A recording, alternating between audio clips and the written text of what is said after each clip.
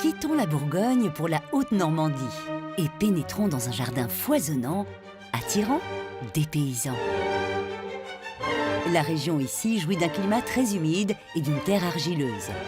C'est autour de la maison familiale qu'Alexandre a créé ces surprenants jardins d'Agapanthe que vous avez classés en 20e position. L'histoire de ce petit Mozart de la botanique, c'est encore sa maman qui en parle le mieux. Alors nous sommes arrivés en 1970. Alexandre avait 2 ans. Je me souviens que mon papa avait dit « Tu vas quand même pas envoyer les enfants ici, c'est ravitaillé par les corbeaux ». Ça veut dire qu'il n'y avait rien. Il était haut comme ça, il était maigrichon et il ne disait pas « je serai jardinier ». Il se balançait comme ça, il disait « je serai jardin ». Et cette vocation va progressivement se confirmer. À 15 ans, Alexandre, n'y tenant plus, s'approprie le jardin de ses parents. Ma chance, c'était les parents qui m'ont laissé faire ce que je voulais. Et donc j'ai mis mes parents au jardin et ça n'a pas été le contraire. C'était pas une passion, c'était une obsession. Tout était fleurs, tout. Sa passion va aller crescendo. Il faut dire que le jeune homme est doué. Là où tout le monde ne voyait qu'un terrain plat, Alexandre, lui, a réussi à créer des cours d'eau, des théâtres de verdure, des passages secrets, des jeux de perspective et bien d'autres choses. En 15 ans, il crée un mélange harmonieux de jardin à la française et de végétation plus tropicale. Et un jour...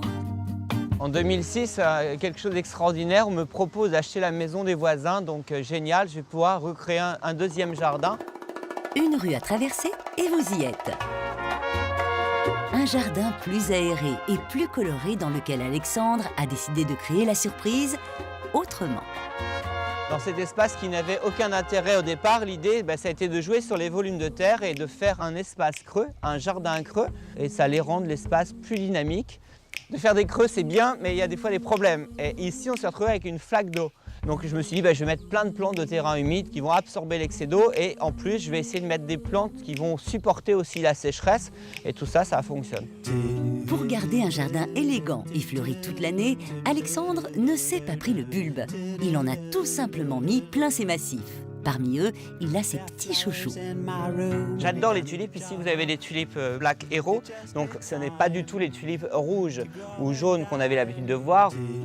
Appelée aussi tulipe à fleurs de pivoine, cette bulbeuse résistante et originale doit être plantée au soleil dans un sol bien drainé. C'est vraiment un bulbe très facile. On les plante à l'automne, octobre, novembre, décembre. Ça pousse vite. Ça se remplace chaque année. C'est mieux pour être sûr d'avoir une belle floraison au niveau des tulipes. Ces deux jardins qui se complètent à merveille ont un point peu commun, le sable.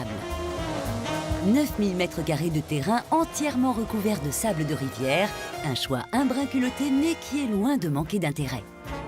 Adieu les tons des pelouses, adieu les limaces également, puisque les limaces vont se prendre dans le sable et sont surtout la cible des oiseaux puisqu'on les voit bien sur le sable. Alors un autre avantage du sable, c'est que vous allez désherber 3 fois plus vite, parce que les herbes s'arrachent entièrement, elles viennent vraiment avec le chevelu. Il fallait juste y penser. Aujourd'hui, Alexandre met sa créativité au service des autres. Il est jardinier paysagiste. Mais c'est avec un plaisir renouvelé qu'il cultive, dès qu'il a un moment, son propre jardin. Depuis que je suis tout jeune, je rêvais de faire un jardin et donc ça fait plus de 40 ans que je m'occupe de ce jardin, donc c'est le projet d'une vie.